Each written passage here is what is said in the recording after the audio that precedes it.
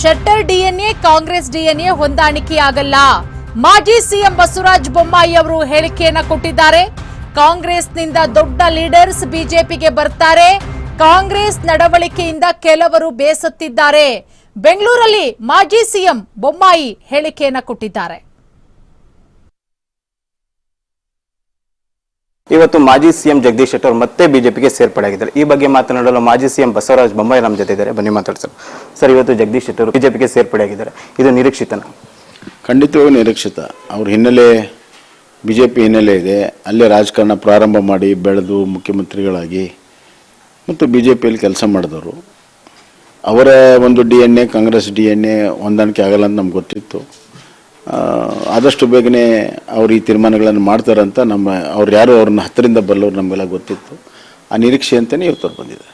Sir, ಅಂದ್ರೆ ಲೋಕಸಭಾ ಚುನಾವಣೆ ಮುನ್ನ ಕೂಡ ಕಾಂಗ್ರೆಸ್ ರಾಜ್ಯದಲ್ಲಿ ರಾಜಕೀಯ ಬದಲಾವಣೆಗೆ ಸಾಧ್ಯತೆ ಇದೆ ಅಂತ ಈಗಾಗಲೇ ಹೇಳ್ತಿದ್ರು. ಇದು ಒಂದು ದಾರಿ ಆಗಿರ್ಬೋದಾ? ಖಂಡಿತವಾಗೂ ಅದರ ಭಾಗ ಇದು ಅಷ್ಟೇ. ಸರ್, ಲಕ್ಷ್ಮಣ್ ಸವದಿ ಅವರು ಕೂಡ ಸೇರ್ಪಡೆ ಆಗ್ತಾರೆ ಅಥವಾ ಕಾಂಗ್ರೆಸ್ ಇನ್ನ ಕೆಲವೊಂದು ನಾಯಕರು ಕೂಡ?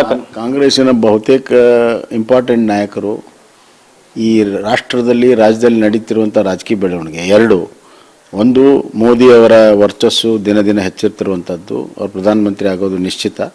ಎರಡನೇದಾಗಿ ಈ ಕಾಂಗ್ರೆಸ್ ಆಡಳಿತ ಭ್ರಮ ನಿರಸನಗೊಂಡಿದೆ 8 ತಿಂಗಳಲ್ಲಿ. ಇವೆರಡು ಕಾರಣದಿಂದ ದೊಡ್ಡ ಪ್ರಮಾಣದಲ್ಲಿ ಕಾಂಗ್ರೆಸ್ನಿಂದ ಬಿಜೆಪಿಗೆ ಬರ್ತಾರೆ.